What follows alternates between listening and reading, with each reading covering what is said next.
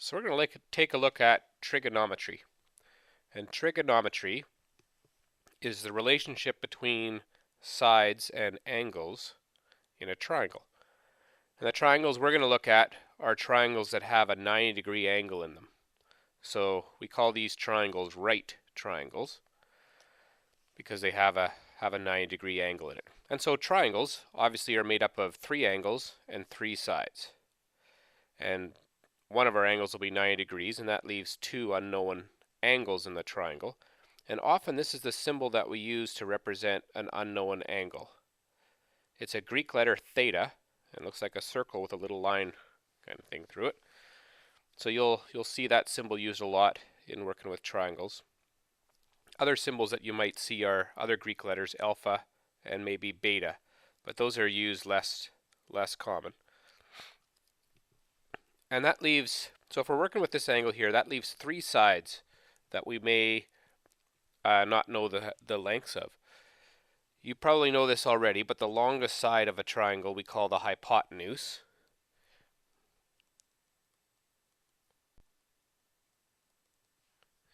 Okay, the hypotenuse is the long side of the triangle. Sometimes it might be a little hard to tell which one's the longest one, so it's always the side that is opposite the right angle. So if this is the right angle here, the side that is opposite that is always the hypotenuse. One of the things you can do is if you look at this right angle, it kind of points. You could even draw a little stick here, which makes a little arrow. It's always pointing towards the longest side. So the hypotenuse is the longest side of the triangle. It's opposite the right angle. Now that leaves 2 other sides here.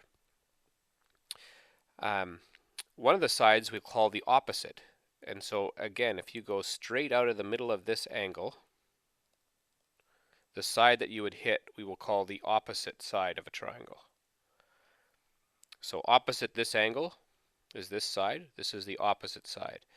And then the other side, this one down here, we call the adjacent side. So the adjacent side is the side that forms part of the angle, but is not the hypotenuse. So usually when I'm labeling my sides of the triangle, I find the hypotenuse first, that's easy. Then I find the opposite side, that's fairly easy, right out from the middle of the angle. This is the side I'd hit. And then the remaining side must be the adjacent. Now, if we were working with this angle,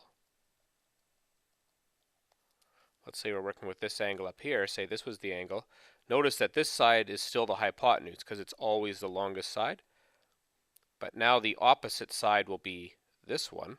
This is now the side opposite of the angle, and so then this would be the adjacent side. So the adjacent and the opposite side depends on which of the 2 angles you're working with. They'll change. We never deal with working with the right angle in a triangle when we're using trigonometry. We'll always be working with the 2, we call them acute angles because they're less than 90 degrees. So that's some of the vocab around triangles and labeling the sides. Now let's look at how those ratios work.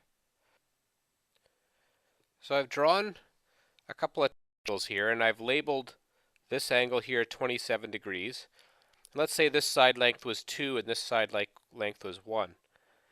Well, if I doubled this, let's say this was 4 and let's make this 2, then well, we could actually find the hypotenuse here too using Pythagoras, couldn't we? But let's not worry about finding this side right now. These 2 triangles here are what we call similar, so their angles must be the same. This would also need to be a 27 degree. It doesn't matter how big or how small I make these triangles, these sides are all going to be proportional to each other. So for instance, if I take a look at my opposite side here, 1, and my adjacent side here, let's label this the opposite one, and let's label this the adjacent one. This would also be the opposite, and this the adjacent, working with a 27 degree angle. Then the opposite divided by the adjacent, 1 divided by 2. So let's look at what happens when we look at this ratio, the opposite divided by the adjacent. Here it's 1 over 2, or 1/2. Here it would be 2 over 4, which also reduces to 1/2. And I think you could see that. It wouldn't matter how big we made these triangles, or how small we made these triangles.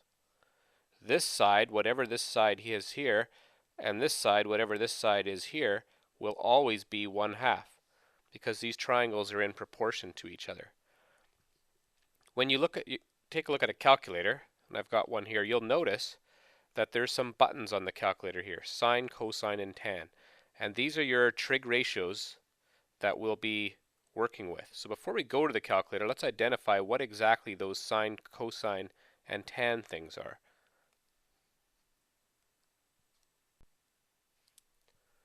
So one of our trig ratios is what we call the tangent ratio. And if you take the tangent of an angle, so in this case here we have an angle of 27, that will always equal the length of the opposite side divided by the length of the adjacent side. So in this little triangle here, and usually instead of tangent, writing it all out, we'll abbreviate it as just tan.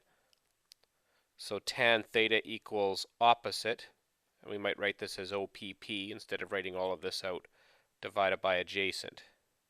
And usually we abbreviate that as ADJ for adjacent. So in this little picture we've got here, then we can see that the tan of 27 degrees should be about 1/2. The opposite side divided by the adjacent side should be 1/2. Let's go back to the calculator here. And so here's my tan button. The calculator has all of these ratios programmed in. So watch when I punch in tan of 27 on the calculator. It's giving me the ratio of 1/2, or 0.5. It has, like I said, all of them. What if we had a triangle that looked like this? Just quickly draw one. And let's say the angle was 60 degrees here. And we wanted to know what is this side divided by this side. What would be the ratio of this divided by this? Well, if we punch in tan 60 on the calculator, it's going to tell us what that ratio is. So tan of 60 equaled 1.73.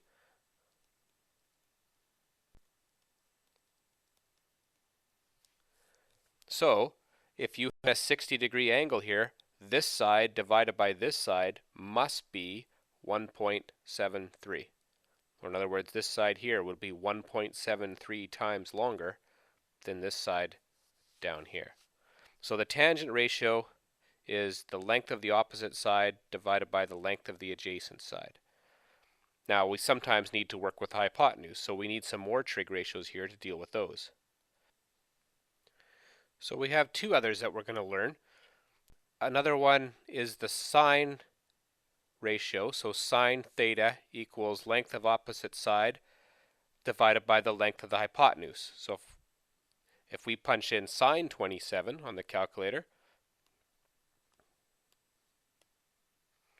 so here's our 27 degrees. What it's saying is that if you took this side, which we know is 1, and divided it by this side, which we don't know, that must be 0.45. So opposite divided by hypotenuse, 0.45. And the other one is the cosine. Whoops, I've already abbreviated it here. The cosine ratio is defined to be the length of the adjacent side divided by the length of the hypotenuse. So that would be this side divided by the hypotenuse here. And a calculator could tell us what that ratio is as well. Cosine of 27. So it's saying this side divided by this side should be 0.891, and so on. So we need to memorize these things, and at first it might seem like a lot to memorize these, so almost everybody has learned a little shortcut, and that's this SOHCAHTOA. Sounds like a chief, Chief SOHCAHTOA. And this is simply an abbreviation for these trig ratios. So sine is opposite divided by hypotenuse, cosine is adjacent over hypotenuse, and tangent is opposite over adjacent. So this little shortcut here kind of summarizes these here. What the reality is, a bunch of these questions you'll get used to knowing what the different trig ratios are, SOHCAHTOA. So let's take a look at how we would use trig known pieces of our triangles. So here's a triangle. We know there's an angle here of 55 degrees. We know there's one side that's 7, and we're going to be asked to find how long is this side of the triangle. I wrote the SOHCAHTOA thing up here so we can help us know which trig ratio to do. So when we're trying to solve a triangle or a known angular side, the first thing we need to do is label the sides of the triangle. So here's the angle that we're working with. We know this angle, so we're going to be working with this angle here. So relative to this angle, this side here is the hypotenuse. HYP, we'll abbreviate that. The next side I'd like to find is the opposite, so if I go straight out from this angle, this side shall be the opposite, and then this one must be the adjacent. So once I've labeled the sides, then it's clear to me that the hypotenuse I'm not interested in at all. I don't know what that side is, and I'm not asked to find it. So I don't need to work with the hypotenuse. Rather, the adjacent is important to me because I know it. It's 7, and the opposite is what I'm trying to find. So these are the two sides that I'm interested in. That tells me I'm going to be using tangent here. This ratio would have hypotenuse in it, and like we said, it's not needed, and same thing with the sine ratio. So the tangent ratio is the one that deals with the opposite and the adjacent. The next thing we need to do is we need to write down the equation. Tan theta equals opposite over adjacent.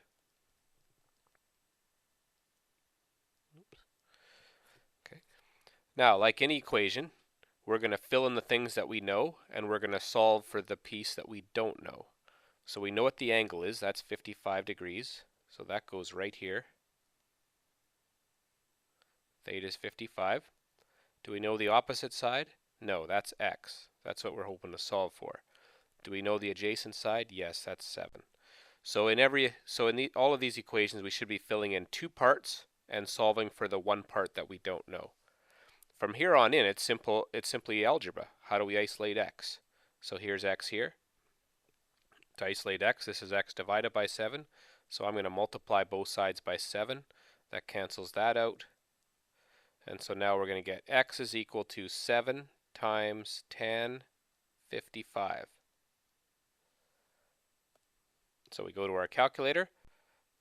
Whoop, we don't need that blowing up. Oh, come on.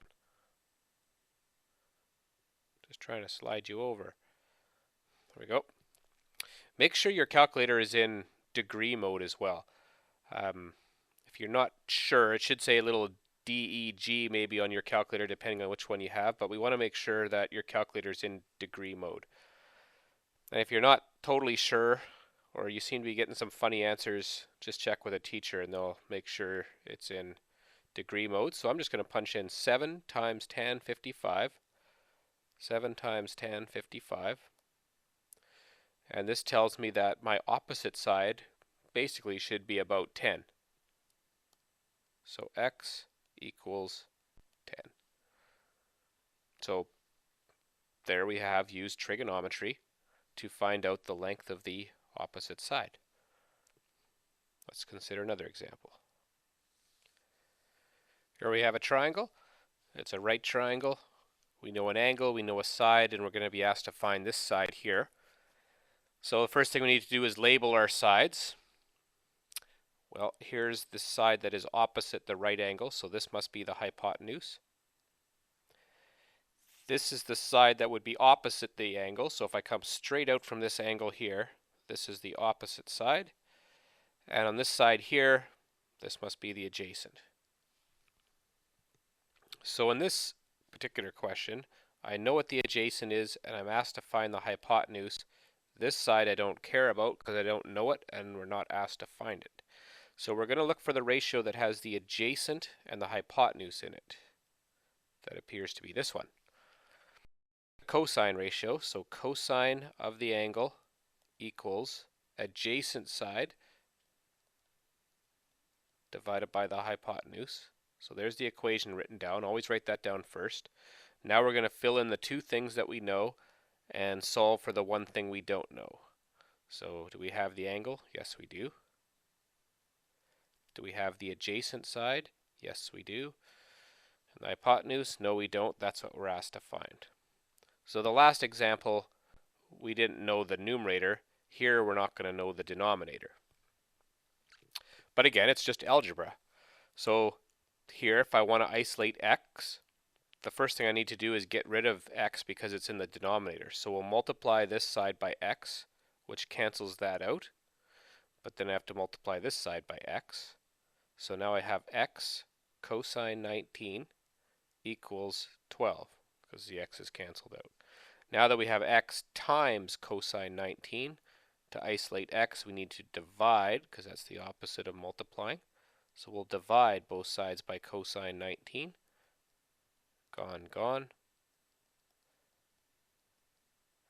So I've now isolated x. X is equal to 12 divided by cosine of 19 degrees. And now that I've isolated x, I can go to the calculator. 12 divided by cosine 19 equals a little more than 12, so 12.7 if we rounded it to one decimal point. So the hypotenuse is 12.7 in this example. Okay, here's one that's a little bit different. We don't know what the angle is. But we have two sides here. So same thing as before, label our sides first. So this one is going to be the hypotenuse. It's the longest side, opposite the right angle. If we go straight out the middle of this angle, this is the opposite side, and then this must be the adjacent. So we don't know that, and it's not going to be useful to us in finding the angle, but we do have the opposite side and we do have the hypotenuse. So that looks like this ratio, the sine ratio. So sine theta equals opposite over hypotenuse. Now in this particular question, we don't know what the angle is. Let's call this theta instead of x. So we don't have the angle, but we do have the opposite side, that's 12, and we do have the hypotenuse, that's 17. So when we are trying to find an angle, we need to now solve for theta here. We need to get rid of this sine. And so the opposite of sine, to get rid of the sine, is inverse sine. It's this sine, and it's denoted by a little -1 symbol.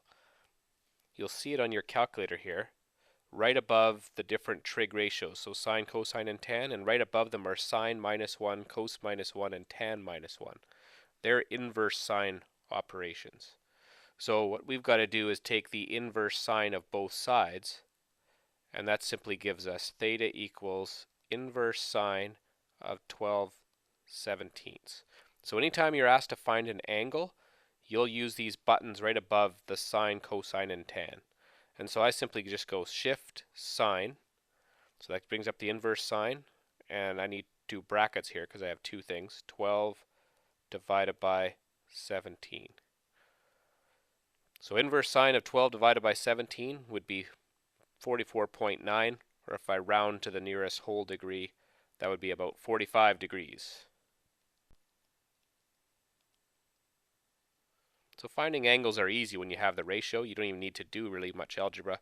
It's just inverse sine of whatever the ratio is, and we have our angle 45. We'll look at one more example.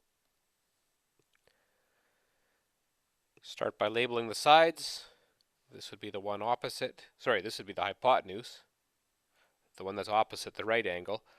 This would be our opposite side from the angle that we're asked to find, and this would be our adjacent side.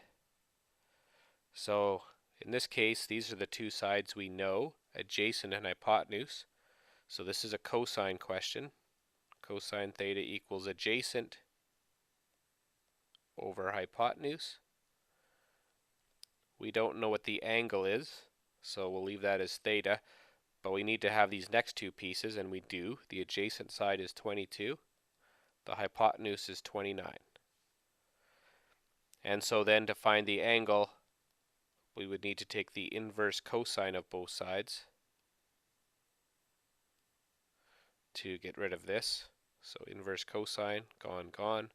Inverse cosine on this side gives us theta equals inverse cosine of 22/29.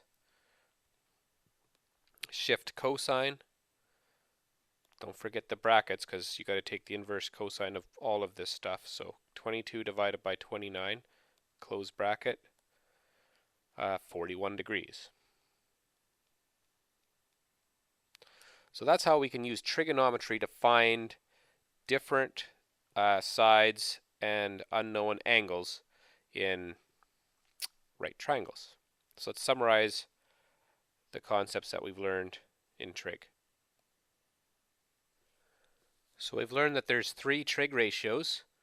Sine theta is opposite over hypotenuse, the cosine of an angle is adjacent over hypotenuse, and the tan of an angle is opposite over adjacent. And we've learned that we can kind of summarize these by SOHCAHTOA. And then here's how we would use those to solve for an unknown side or angle. So first thing we want to do is we want to label the sides of the triangle, the hypotenuse, the opposite, and the adjacent. So this might mean that you might have to, if you're doing a question in the book, copy the triangle into your notebook. It's important that you take the time to do that and then label the sides of your triangle. So once you've done that, then you need to identify which trig ratio you need to use, either the sine, the cosine, or the tan. And from your diagram, you should have two things, two parts of the triangle that you know, and one thing that you are trying to find. That'll help you identify which trig ratio to use. And then you would simply use algebra to solve for that unknown part. So that's how we can use trigonometry to find a missing side or a missing angle.